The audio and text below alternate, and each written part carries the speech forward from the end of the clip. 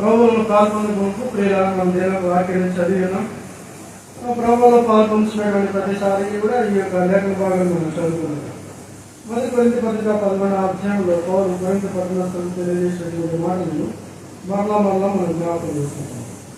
మరి మొదటి కొరింథీ పత్రిక 11వ అధ్యాయం 23, 24, 25 వచనాలు మనం ధ్యానిస్తున్నాం. జనరల్లీ మనం ఆ విషయాన్ని మనం జరుగుతున్నాం. ఇక్కడ జ్ఞాపకం చేసుకున్నటువంటి విషయాన్ని ధ్యానిస్తున్నాం. అయితే ప్రభు చిత్రమైతే రానున్న దినాల్లో దాన్ని జ్ఞాపకం చేసుకున్నాం. నూతన సంవత్సరంలో మరి నూతనమైనటువంటి వాగ్దానాలు సాధారణ సంఘవాదాలు మనకు తీయబడి ఉన్నాయి. వీటి గురించి ఒక చిన్న వివరణ మనం తెలుసుకోవాలని ఈ దినం వాటి గురించి మనం ధ్యానం చేయాలి. వీటిని ధ్యానం చేయడానికి మునుపు మరి పౌరులు చెప్పినటువంటి రీతిగా పౌరులలో పాల్గొనేటప్పుడు మనము ఐక్యంగా పాల్గొనక అపరాధంగా చేపట్టడం కాబట్టి ఐక్యం కాకుండా ఏ విధంగా పాల్గొనాలి, ఏ విధంగా పాల్గొనాలంటే 11:28 మొదటి కొరింథీ పత్రిక 11:28. కాబట్టి ప్రతి మనుషుడు తను తాను పరీక్షించుకునేవాళ్ళను అలాగ చేసి అబద్ధంని. సో ప్రతి మనుషుడు తను తాను పరీక్షించుకోవాలి.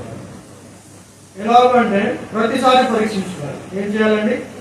ప్రతిసారి పాల్పొందుతున్నటువంటి ప్రతిసారి మనము పొరపాటున ఒకవేళ ఎక్కడైతే తప్పిపోయి ఉన్నాము, ఏదైతే మనము అయోగ్యంగా మనం జీవిస్తూ వచ్చాము, దేవుని మహిమపరచలేకపోతూ వచ్చాము, దేవుని గర్భపరచలేకపోతూ వచ్చాము, దేవుని విషయంగా జీవించలేకపోయిందేమో, ఎక్కడైతే మనం ఈ లోకముందు దుష్టలోకంలో మలినమైనటువంటి మలినాన్ని మనం పొంది ఉంటున్నాము, లేకపోతే మలినమైనటువంటి స్థితిలో పడిపోయినటువంటి వారంగా మనం ఉన్నాము, ఎక్కడైతే మనకు ఆ మాలిన్యం అంటుకొని ఉందో, లేకపోతే ఎక్కడైతే మనము దేవుని దృష్టిలో దుర్నీతిగా లేకపోతే దేవునికి ఫ్రీడంగా జీవించలేకపోతున్నాము, వాటన్నిటికీ ప్రభు మనతో ఏ రీతిగా మాట్లాడుతూ వస్తున్నాడు.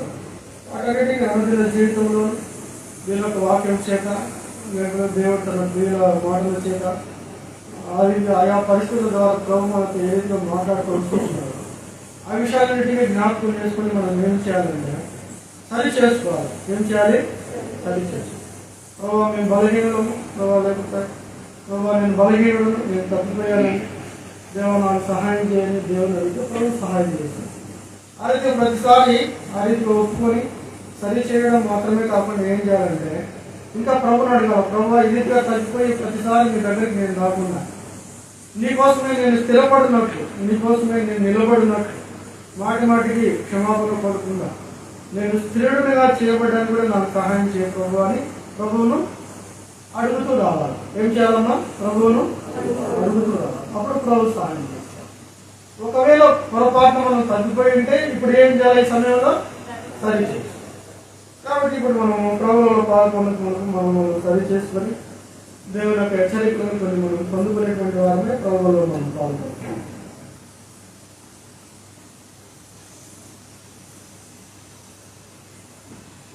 అయితే మనం పాల్గొంటారు.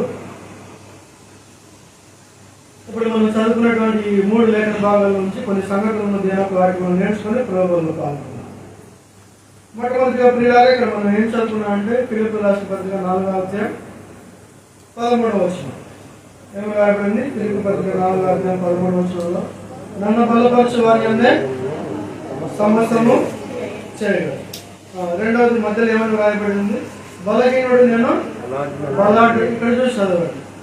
మొట్టమొదటిగా నన్ను బలపరచు వారిని నేను సమస్తము చేయగలను, ఫిలిప్పీ 4:13. రెండవదిగా బలహీనుడు నేను బలాఢ్యుడు అనుకోను, ఏవలి గ్రంథం 3వ అధ్యాయం 10వ వచనం. మూడవదిగా చివరిగా ఏమని రాయబడింది? బలహీనత యందు నా శక్తి పరిపూర్ణమవు. 2వ కొరింథీ పత్రిక 12వ అధ్యాయం 13వ వచనం. కాబట్టి ఈ 3 విషయాలు మనం చదివినప్పుడు ఒక కామన్ గా ఒక మాటను మనం గమనిస్తున్నాం. ఏంటిది? అది బలహీనం లేకపోతే బలం అనేటువంటి మాట కనిపిస్తుంది. ఏం కనిపిస్తుంది? మనకి ఏం అవసరం అంటే మొట్టమొదటి ఏమైనా రాయబడిందంటే పౌలు ఏమంటాడంటే నన్ను బలపరచు వారిని నేను సమస్య. రెండవదిగా బలహీనుడు తాను బలాఢ్యుడు. మూడవదిగా బలహీనత యొక్క దేవుని శక్తి. కాబట్టి ఇక్కడ మనం ఏం చూస్తున్నాం అంటే ప్రియులారా, మనము బలహీనులము,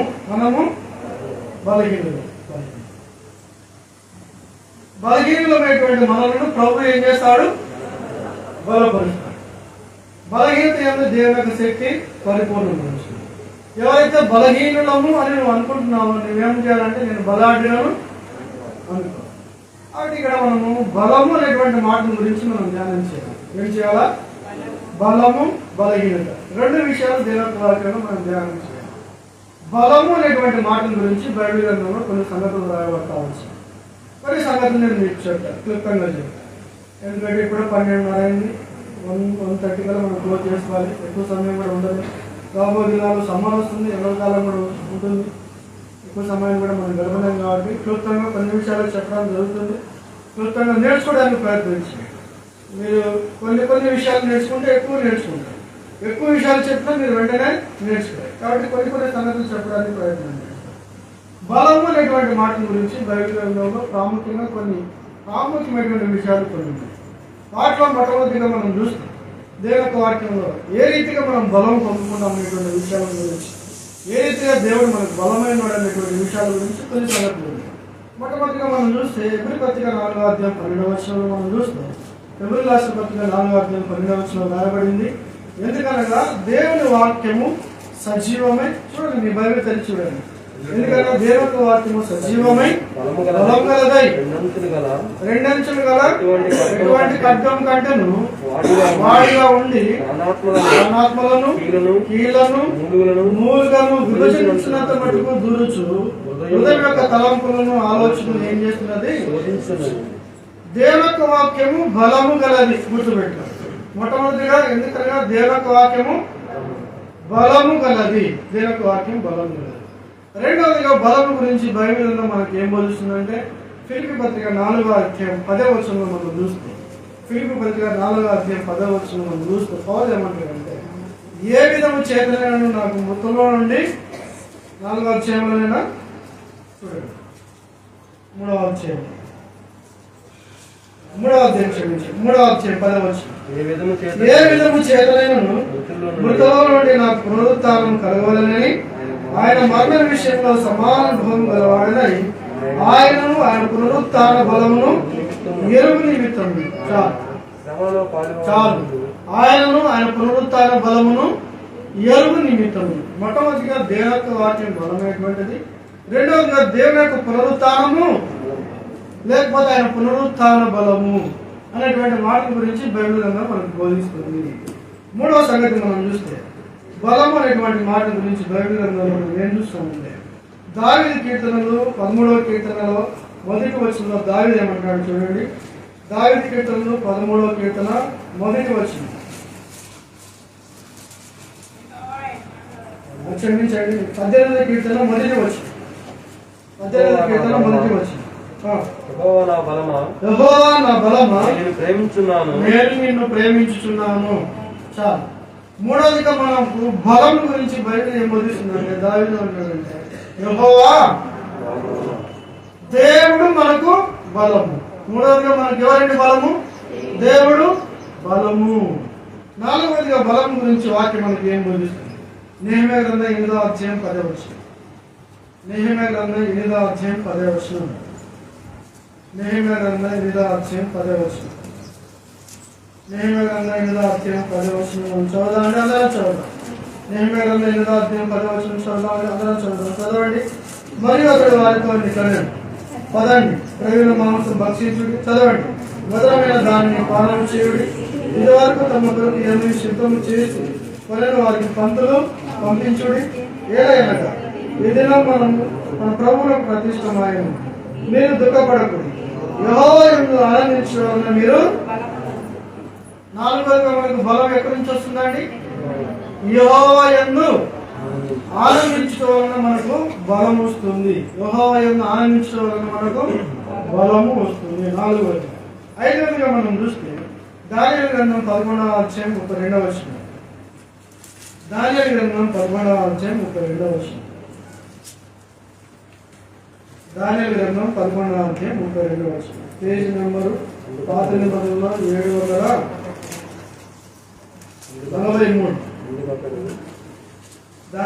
అందరం చదవాలి. దానియేలు గ్రంథం 11వ అధ్యాయం 32 అండి.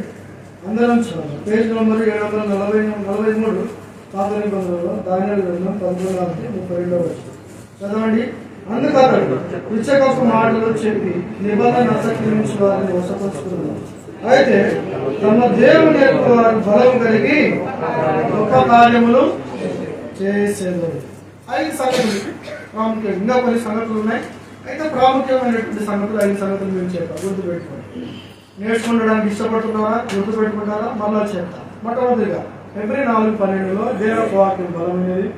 రెండవదిగా ఫిలిప్పీ పత్రిక 3:10 పునరుత్థాన బలం.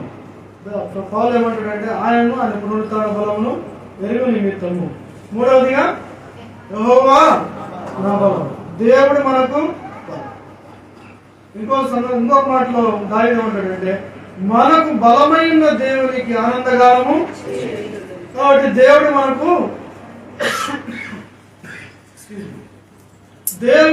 బలం. నాలుగవదిగా నెహెమ్యా 8:10 మనం చూస్తే యెహోవా యందు ఆనందించడం వలన మనము బలం పొందుతాం. ఐదవదిగా తమ దేవుని ఎరుగు వారు బలం కలిగి గొప్ప కార్యములు. 5 సంగతి. బలహీనమైనటువంటి మనకు దేవుని దగ్గరకు వచ్చడం ద్వారా బలం కలుగుతుంది. ఏమవుతుందండి? మొట్టమొదటిగా దేవుని వాక్యం తెలుసుకోవడం ద్వారా మనకు బలం పొందుతాం. రెండవదిగా ప్రభువైనటువంటి యేసుక్రీస్తు వారి యొక్క పునరుత్థాన బలమును మనం పొందుకుంటాం. మూడవదిగా దేవుని చేత మనం బలపరచబడతాం. ఆయన ఆనందించడం వలన బలం పొందుతాం. దేవుని ఎరుగట వలన 5 సంగతులు. ఇంకా కొన్ని సంగతులు ఉన్నాయి. వాటిలో ఒక సంగతి గురించి ఇంకొక సంగతిని మనం చూడవచ్చు. పౌలు ఏమంటాడంటే తిమోతికి రాసిన పత్రిక చూడండి. తిమోతికి రాసినటువంటి పత్రిక 2వ తిమోతి పత్రిక 2వ అధ్యాయం మొదటి వచనం అండి. తిమోతికి రాసిన పత్రిక 2వ పత్రిక 2వ అధ్యాయం మొదటి వచనం చదువుదామండి. అందరూ అంశారు చదవండి. నా కుమారుడా క్రీస్తు యేసునందున్న కృపచేత, క్రీస్తు యేసునందున్నటువంటి కృపచేత కూడా మనం ఏం పొందుకుంటున్నాం? బలం పొందుకుంటున్నాం. ఇది 6వది. ఇంకొక సంగతి కూడా చెప్తాం. మొదటి కొరింథీయులకు రాసిన పత్రిక 1వ అధ్యాయం. కొరింథీయులకు రాసిన మొదటి పత్రిక 1వ అధ్యాయం 18వ వచనం. కొరింథీయులకు రాసిన మొదటి పత్రిక 1వ అధ్యాయం 18వ వచనం చదవండి. శిలువను కూర్చున్న వార్త నశించుతున్న వారికి వెలితనము కానీ రక్షింపబడుతున్న మనకు దేవుని శక్తి, లేకపోతే దేవుని శిలువ వలన ప్రభువైనటువంటి యేసుక్రీస్తు వారి యొక్క శిలువ బలము మనం విషయాలు జ్ఞాపకం పెట్టుకోండి. అయితే ప్రియులారా, ఇప్పుడు పౌలు ఏమంటాడంటే ఫిలిప్పీ 4:13 నన్ను బలపరచు వారిని నేను సమస్తమును. రెండవదిగా బలహీనుడు తను బలనాడు అంటున్నారు. మూడవదిగా బలహీనత దేవుని శక్తి. ఇప్పుడు మనం బలహీనంగా మనం ఉంటాం. సాధారణంగా మనం బలహీనంగా మనం చేయగలం. మనము బలం లేనటువంటి వారంగా పిలువబడేటువంటి వారంగా మనం దేని యొక్క వాక్యంలో మనం చూస్తే ఇదే మొదటి కొరింథీయులకు రాసిన పత్రిక 1వ అధ్యాయంలో మనం చూస్తే 27-29 వచనాలు మనం చదువుకోవచ్చు. 27-29 వచనాలు మనం చూస్తే 26వ వచనం నుండి సహోదరులారా మిమ్మల్ని పిలిచిన పిలుపు చూడుడి. మీలో లోకరీతిని జ్ఞానులైనను గనులైనను గొప్ప వంశవారైనను అనేకులు పిలువబడలేదు. కానీ ఏ శరీరం దేవుని ఎదుట అతిశయింపబడినట్టు జ్ఞానాన్ని సిగ్గుపరచడం లోకంలో నుండి వేరే వారిని దేవుడు ఏర్పరచుకున్నాడు. బలవంతులైన వారిని సిగ్గుపరచడం లోకంలో బలహీనులైన వారిని దేవుడు ఏర్పరచుకొని ఉన్నాడు. బలహీనులైన వారిని దేవుడు ఏర్పరచుకొని ఉన్నాడు. మనం ఎవరము? బలహీనులమైనటువంటి వారిని దేవుడు మనం ఏం చేశాడు? వీళ్ళారా మనము బలహీనము. మనము దేవుడు బలవంతుడు. ఆయన వాక్యము బలమైనది. యేసుక్రీస్తు వారి యొక్క పునరుత్థానము బలమైనది. ఈ లోకంలో బలహీనమైనటువంటి మనకు దేవుడు బలమైనటువంటి వాడుగా ఉన్నాడు. దావీదు కీర్తన కాడ ఏమంటాడంటే యెహోవా నా బలమా నేను నిన్ను. దావీదు కీర్తన కాడ యెహోవా నా బలమా నేను నిన్ను ప్రేమించుచున్నాను.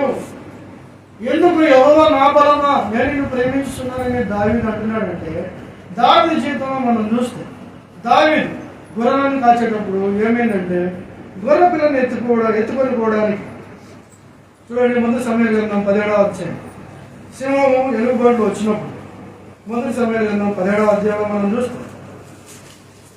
మొదటి సమయాల గ్రంథం 17వ అధ్యాయంలో మనం చూస్తాం. 34-35 చదువుకుందామండి. మొదటి సమయాల గ్రంథం 17వ అధ్యాయం 34-35 నుంచి చదువుదాం. అందుకు దావీదు సౌలుతో ఇట్లనెను, నీ దాసుడైనటువంటి నేను నా తండ్రి యొక్క గొర్రెలను కాయచున్నాను. సింహమును ఎలుగు వంటి వచ్చి మందలో నుండి ఒక గొర్రెపిల్లను ఎత్తుకుని పోచుండగా నేను దాన్ని తరిమి చంపి దాని నోట నుండి ఆ గొర్రెను విడిపించింది. అది నా మీదకి రాగా దాని గడ్డం పట్టుకొని దాన్ని కొట్టి చంపితే మీ దాసుడైనటువంటి నేను ఆ సింహమును ఎలుగు వంటిని చంపితేనే జీవగల దేవుని సైన్యములను తిరస్కరించుటకు ఈ సున్నతులైన ఫిలిష్తీయుడు వాటిలో ఒకదాని వల్లే అభిననీయు. 37వ వచనం చదువుదామంటే అందరం చదువుదాం. 37వ వచనం అందరం చదువుదాం. సింహం యొక్క బలం నుండి ఎలుగు వంటి యొక్క బలం నుండి నన్ను రక్షించిన యెహోవా ఈ ఫిలిష్తీయుని చేతిలో నుండి కూడా నన్ను విడిపించునని. ఏ బలం నుండి? సింహం యొక్క బలం నుండి, ఎలుగు వంటి యొక్క బలం నుండి నన్ను రక్షించినటువంటి దేవుడు. అందుకోసమే దావీదు అంటున్నాడు, యెహోవా అది నా బలం కాదు, సింహమును ఎలుగు వంటిని నేను చంపలేదు. అది ఎవరి బలము? అది దేవుని బలమే. దేవుడే నాకు బలం ఇచ్చాడు. అందుకోసమే దావీదు అంటే యెహోవా నా బలం అని నేను నిన్ను ప్రేమించుచున్నాను. దేవుని బిడ్డలారా, నీకు మధ్యాహ్న కాల సమయంలో దేవుడు నీ జీవితంలో బలమైనటువంటి దేవుడుగా నీకున్నాడా? సింహము ఎలుగు వంటి, ఈ సింహము ఎలుగు వంటి అవేటువంటి అపవాదికి సూచనగా ఉన్నాయి, లేకపోతే శ్రమలకు సూచనగా ఉన్నాయి, భయానికి సూచనగా ఉన్నాయి. ఈ లోకంలో పేతురు పత్రికలో 5వ అధ్యాయంలో మనం చూస్తే పేతురు అంటాడు, గర్జించి సింహాలే మీ విరోధమైనటువంటి అపవాదిని వెదకొచ్చు తిరుగుచున్నాడు ఎవరిని మింగుదలా అని. ఆ సింహమైనటువంటి అపవాది నుంచి నువ్వు విడిపింపబడాలి. ఆ సింహమును నువ్వు జయించాలి. ఆ సింహమును నువ్వు ఓడించాలి. దాన్ని గడ్డం పట్టుకుని దాన్ని కొట్టి చంపాలి. నీ జీవితంలో ఎలుగుబంటి భయము, బలము, వాళ్ళ యొక్క అపవాది యొక్క బలమును నువ్వు జయించేటువంటి వాడుగా నువ్వు ఉండాలి. నువ్వు జయించాలంటే దేవుడు నీకు బలంగా చేయకూడదు. ఆయన బలమైనటువంటి దేవుడు, ఆయన బలం అనుగ్రహించేటువంటి దేవుడు. ఆయన తన ప్రజలకు బలమును అనుగ్రహించేవాడే ఉన్నాడు. బలహీనులనైనా బలపరిచేటువంటి వాడుగా ఉన్నాడు. చూడండి యెషయా గ్రంథం 40వ అధ్యాయం. యెషయా గ్రంథం 40వ అధ్యాయం.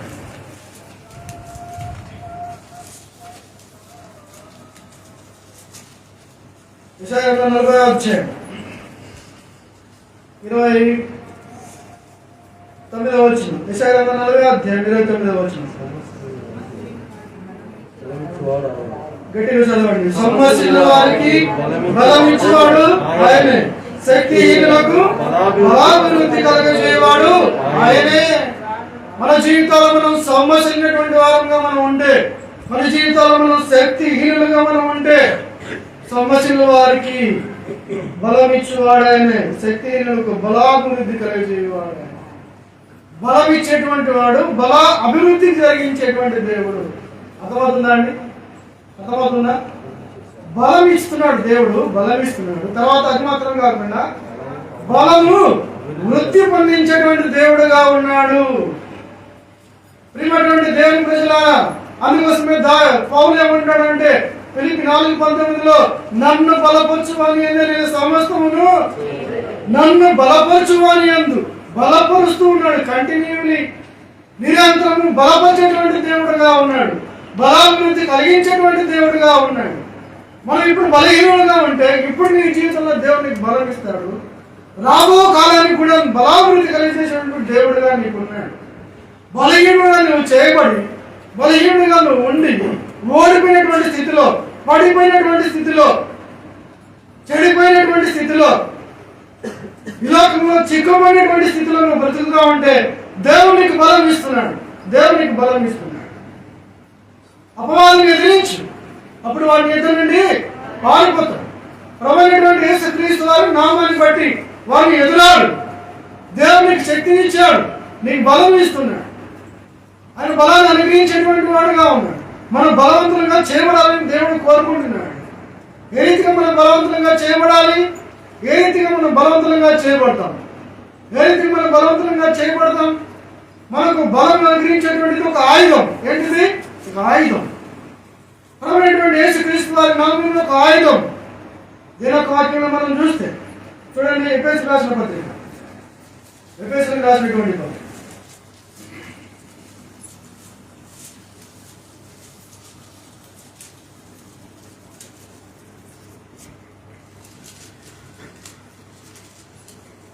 6వ అధ్యాయం, ఎఫెసీయుల పత్రిక 6వ అధ్యాయం 10వ వచనం చదువుకుందామండి. ఎఫెసీయులకు రాసిన పత్రిక 6వ అధ్యాయం 10వ వచనం చదువుకుందాం. తుదకు ప్రభు యొక్క మహాశక్తిని బట్టి అనేందు బలవంతులై ఉండుడి. చదువుతాం. మీరు అపవాది తంత్రములను ఎదిరించుటకు శక్తిమంతులైనట్లు దేవుడిచ్చు సర్వాంగ కవచమును ధరించుకునుడి. ఎలాగనగా మన పోరాడినది శరీరంతో కాదు కానీ ప్రధానులతోనూ అధికారులతోనూ ప్రస్తుత అంధకార సంబంధులకు లోకనాథులతోనూ ఆకాశ మండలం ముందున్న దురాత్మల సమూహములతోనూ పోరాడుచున్నాను. అందుచేతను చదవండి, మీరు ఆపత్తిన మందు వారిని ఎదిరించుటకును సమస్తమును నెరవేర్చిన వారై నిలవబట్టుకును శక్తిమంతులగినట్లు దేవుడిచ్చే సర్వాంగ కవచమును ధరించుకొనుడి. దేవుడిచ్చే సర్వాంగ కవచాన్ని ధరించుకోండి. తుదకు ప్రభు యొక్క మహాశక్తిని బట్టి ఆయన బలవంతులై ఉండండి. దావీదు అంటున్నాడు, యెహోవా నా బలము, నేను నిన్ను ప్రేమిస్తున్నాను. సింహం యొక్క బలమును జయించడానికి దావీదుకు బలం లేదు. ఎలుగుబంటికి బలమును జయించడానికి దావీదు జీవితంలో దావీదుకు బలం లేదు. ఒక ఎలుగుబంటి ఎక్కడైనా ఒక తప్పిపోయి ఒక ఊర్లోకి వచ్చింది అనుకోండి, ఏం చేస్తారు? ఒక ఊరంతా ఏకమై పరిగెత్తిపోతారు. దాన్ని బంధించడానికి ఏం చేయాలా? అందరూ ఏకమవ్వాలా, వలలు తీసుకురావాలా. వారి చేత కాకపోతే ఏం చేయాలా? అటవీ శాఖ అధికారులకు ఫోన్ చేయాలి. వాళ్ళు వచ్చి బోను పెట్టి దాన్ని బెదిరించి గన్నులు తీసుకొని అప్పుడు లోపలికి పోతే ఏం చేస్తారంటే ఒక గన్ను తీసుకొని దానికి మత్తి సిరంజి పెట్టి దాన్ని కొడతారు. అది ఆ మత్తు తగిలి ఏమవుతుందండి, ఆ సూది మత్తు మందు ప్రవేశించిన తర్వాత అది మత్తిల్లు పడిపోతే అప్పుడు దాన్ని బంధించుకొని తీసుకొని పోవాలి ఎలుగుబంటిని. లేకపోతే వాళ్ళు చేతనం అవుతారండి. ఒక సామాన్యమైనటువంటి బాలుడు పైన మీరు చదవండి, బైబిల్ బాగా చదవండి. మొదటి సమయంలో 17వ అధ్యాయంలో సౌలు ఏమంటాడంటే, నువ్వు బాలుడవే వాడిని ఎదిరించడానికి నీకు శక్తి చాలదే, ఇవన్నీ ఆయుధాలు ధరించుకొని పోంటాడు సౌలు. ఒక బాలుడు గొర్రెలను కాల్చుకునేటువంటి అబ్బాయి సింహంను ఎలుగుబంటిని చంపాడంట. అర్థమవుతుందా? అందుకోసమే 18 అంటాడు దావీదు, యెహోవా నా బలం, నేను నిన్ను. ఆ బలం దావీదుది కాదు, అది దేవుని. ఏమైనటువంటి దేవుని బిడ్డల, మనం ఎంత బలహీనమైనా సరే, ఎంత శక్తిహీనమైనా సరే, నీ బలహీనత అది ఎటువంటిదైనా సరే, అది శరీర సంబంధమైనదైనా లేకపోతే మానసిక సంబంధమైనది సరే, దేవుడు నిన్ను బలపరుస్తాడు. చూడండి, దావీదు ఇంకొక మాట అంటే చూడండి, దావీదు కీర్తనలో 73వ కీర్తన, దావీదు కీర్తనలో 73వ కీర్తన 26వ వచనం చదువుకున్నామండి. దావీదు కీర్తనలో 73వ కీర్తన 26వ వచనం అందరం చదవమండి, దయచేసి రండి. దావీదు కీర్తనలో 73వ కీర్తన 26వ వచనం అందరం చదువు. నా శరీరము నా హృదయము క్షీణించిపోయినను, దేవుడు నిత్యము నా హృదయమునకు ఆశ్రయ దుర్గమును స్వాస్థ్యమునై ఉన్నాడు. దావీదు చెప్తున్నాడు, రెండు సంగతులు చెప్తున్నాడు. నా శరీరము నా హృదయము. అర్థమవుతుందా? గుర్తుపెట్టుకోండి. ఒకటి శరీరము, రెండవది శరీరం అనేటువంటిది బాహ్య సంబంధమైనటువంటిది, హృదయం అనేటువంటిది అంతరంగ సంబంధమైనటువంటిది. అర్థమవుతుందా? శరీరం అందు నువ్వు బలహీనుడు అయినా దేవుడు నిన్ను బలపరుస్తాడు. మానసికంగా కూడా నువ్వు బలహీనుడు అయినా దేవుడు నిన్ను. ఈ లోకంలో ప్రియమైనటువంటి దేవుని బిడ్డలారా, దేవుడు నిన్ను ప్రేమిస్తున్నాడు. అందుకోసమే పౌలు అంటున్నాడు, నన్ను బలపరచువాని నేను. పౌలు అంటున్నాడు, దేవుడు నన్ను బలపరచువాడు, నేను సమస్తమును చేయగలను. సమస్తం అనేటువంటి మాటలో కొన్ని సంగతులు ఉన్నాయి. అది బాహ్య సంబంధమైనవి సరే, మానసిక సంబంధమైనవి సరే, ఆత్మ సంబంధమైన అన్ని సంగతులు నేను చేయగలను.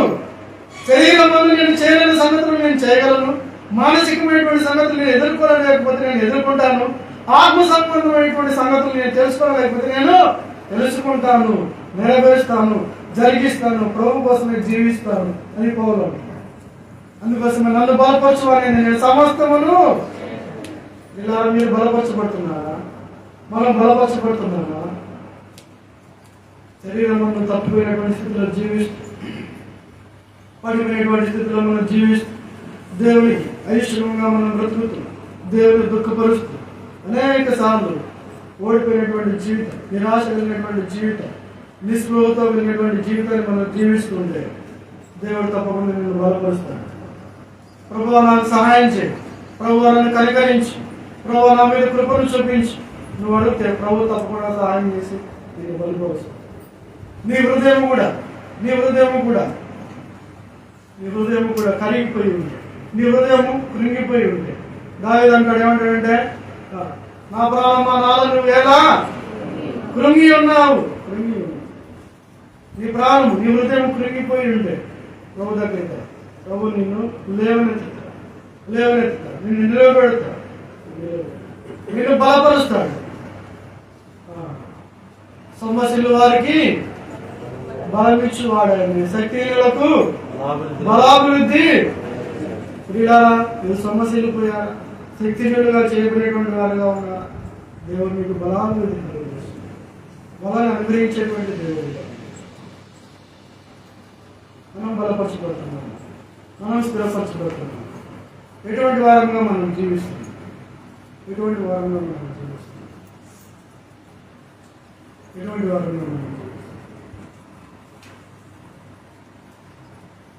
ఇలా కూడా గుర్తుపెట్టుకోండి, మీరు దేవుడికి చాలా అవసరమైనటువంటి వారు. మనందరం దేవుడికి చాలా అవసరమైనటువంటి వారు.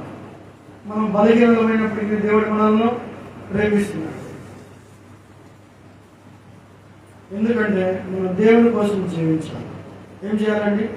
దేవుని కోసం జీవించాలి. ప్రభు కోసమే మనం బ్రతకాలి. ప్రభు యొక్క మార్గంలో మనం జీవించాలి. ప్రభు అడుగుజాడలను మనం వెంబడించాలి. ప్రభు కోసమే కొన్ని కార్యములు మనం చేయాలి. మనలను మన ఇంటి వారిని దేవుని ఇంటికి నడిపించాలి. మన ఇరుగు పొరుగు వారికి సువార్తను ప్రకటించాలి.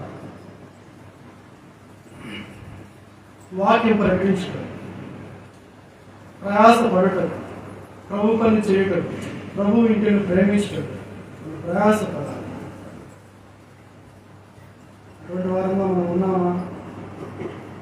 లేకపోతే నాకు చేత కాదని చెప్పేసి మనం దూరంగా వెళ్ళిపోయేటువంటి వారు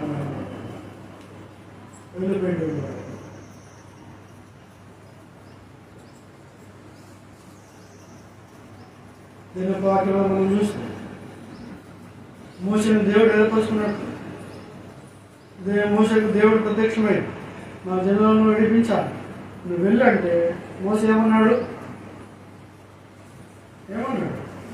నేను నత్తివాడను, నేను నోటి మాంద్యం గలవాడను, నా చేత కాదు ప్రభు, నేను.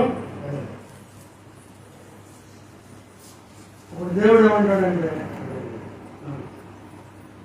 నా సన్నిధి నీకు తోడుగా వచ్చు, నువ్వు వెళ్ళు, నీ ఊరిని చెప్పేటువంటి వాడు. అంత మాత్రం కాకుండా దేవుడు అక్కడ కొన్ని మాటలు తెలియజేసేటువంటి వాడు. చూడండి, నిర్మాకాండ ఊరుకుండా, నిర్మాకాండ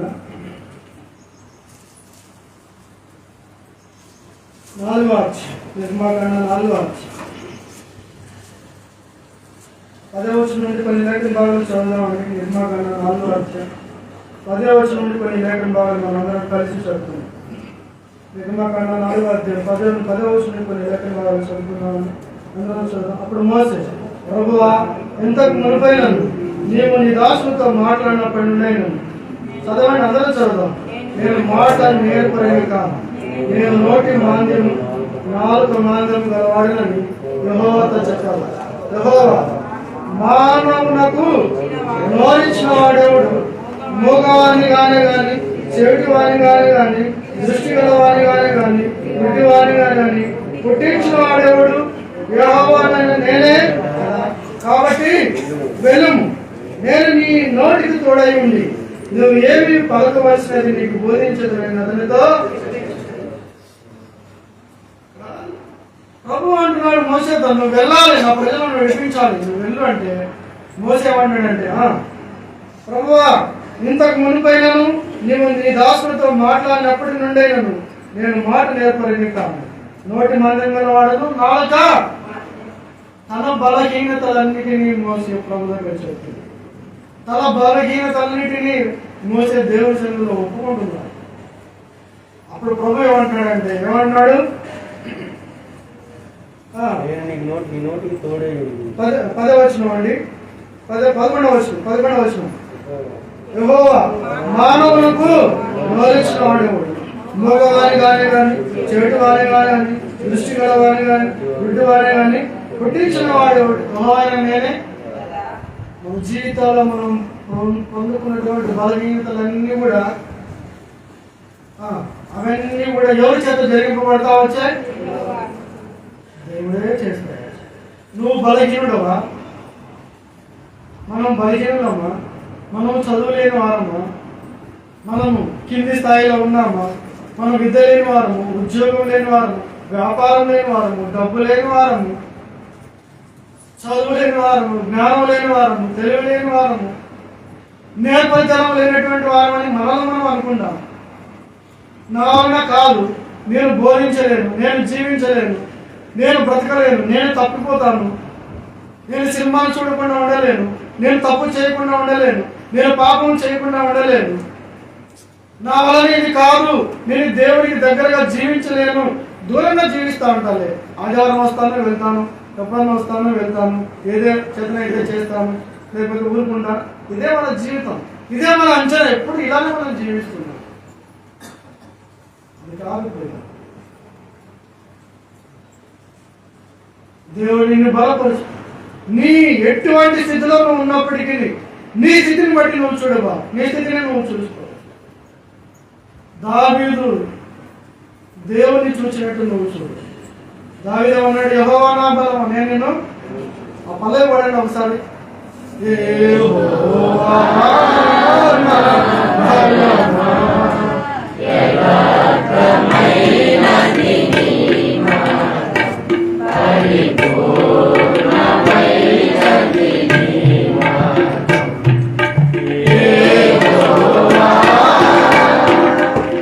ఎందుకు దావీదు ఆ మాట అంటున్నాడంటే, సింహాన్ని నేను జయించలేను, ఎలుగుబంటిని నేను.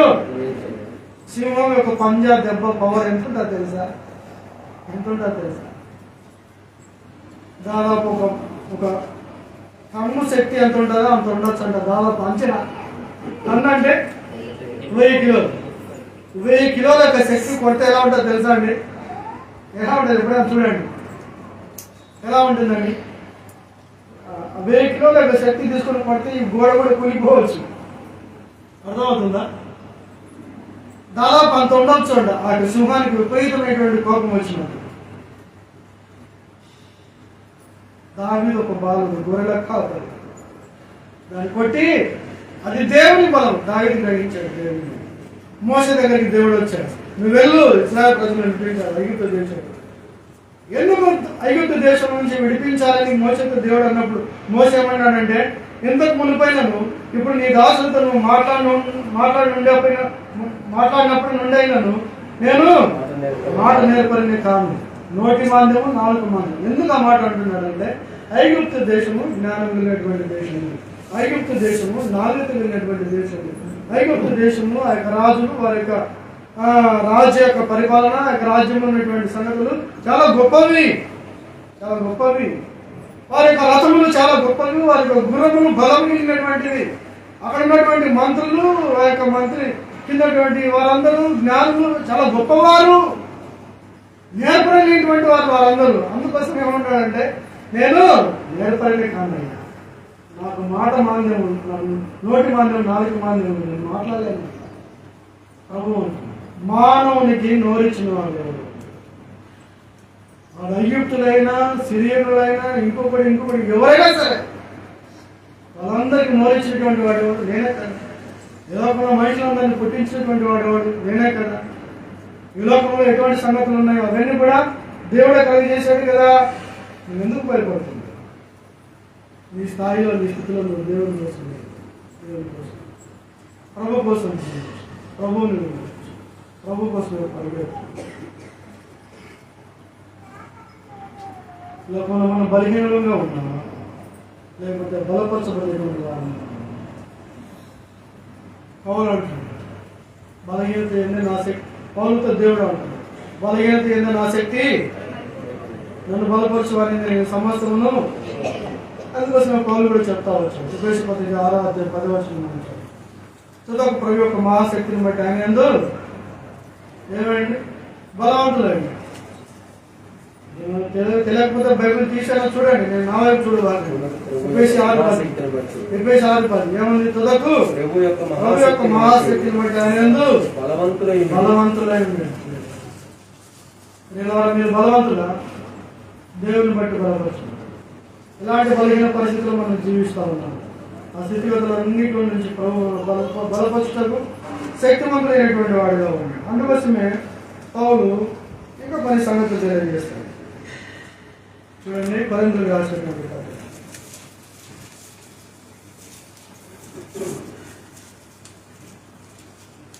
కొరింథీయులకు రాసిన 2వ పత్రిక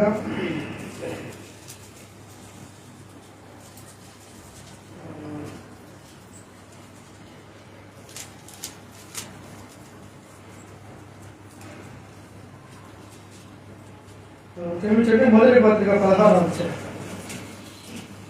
కొరింథీయులకు రాసినటువంటి 1వ పత్రిక 16వ అధ్యాయం అండి. 13-14 చదువుకున్నామండి. కొరింథీయులకు రాసిన 1వ పత్రిక 16వ అధ్యాయం 13-14 వచనాలు చదవండి. అందరం చదవండి. మెలకువగా ఉండండి, విశ్వాసము నిలకడగా ఉండండి, పౌరుషంగా వాడండి, బలవంతులై ఉండండి. మీరు చేయ కారణం నీవు ప్రేమతో బలవంతులై. మనం బలవంతులుగా ఉన్నాము, బలహీనంగా ఉన్నాము. బలం గురించి కొన్ని సంగతులు వాక్యం ప్రారంభించినప్పుడు నేను కొన్ని సంగతులు చెప్తావచ్చు. ఏదైతే మనం బలం పొందుతున్నాం, మొట్టమొదటిగా దేవుని వాక్యం వలన బలం పొందుతాం. రెండవదిగా యేసుప్రభువు వారి యొక్క పునరుత్థానం వలన బలం పొందుతున్నాం. మూడవదిగా దేవుడు బలవంతుడు, యెహోవా నా బలము, దేవుడే మనకు బలమైనాడు. నాలుగవదిగా యెహోవా యందు ఆనందించడం వలన మనము బలం పొందుతున్నాం. ఐదవదిగా తమ దేవుని ఎరుగు వారు బలం కలిగి దేవుని ఎరుట వల్ల కూడా నువ్వు బలం పొందుతున్నావు. ఆరవదిగా 2వ తిమోతి పత్రిక 2వ అధ్యాయం 8వ వచనంలో క్రీస్తు యేసుకున్నటువంటి కృప చేత బలవంతులం కావాలా. 7వదిగా 1 కొరింథీ 1:18లో శిలువను మోసినటువంటి వారు నశించిన వారికి విరేతమైన రక్షణ వచ్చిన మనకు దేవుని బలహీనుడవా బలవంతుడు మోకరించండి. మనం సరి చేసుకో, పరిశీలన చేసుకో, పరీక్షించుకో, ప్రభువులను యోగ్యంగా కలుపుకోవాలి. ప్రభుత్వమైతే రానటువంటి దినాల్లో దేవుడు మనకు ఇంకా కొన్ని సంగతులు తెలియజేయాలని ఆశిస్తే రానటువంటి దినాల్లో ఇంకా కొన్ని సంగతులు మనం నేర్చుకుంటాం, పరిశీలన చేసుకుంటాం. బలహీనంగా ఉంటే దేవుడు మనం బలపరుస్తాడు. బలవంతులమై ఉంటే మనం ప్రభు కార్యములు అన్నీ కూడా మనం చేయాలి. అయితే ప్రభు మనం సాధించాలి.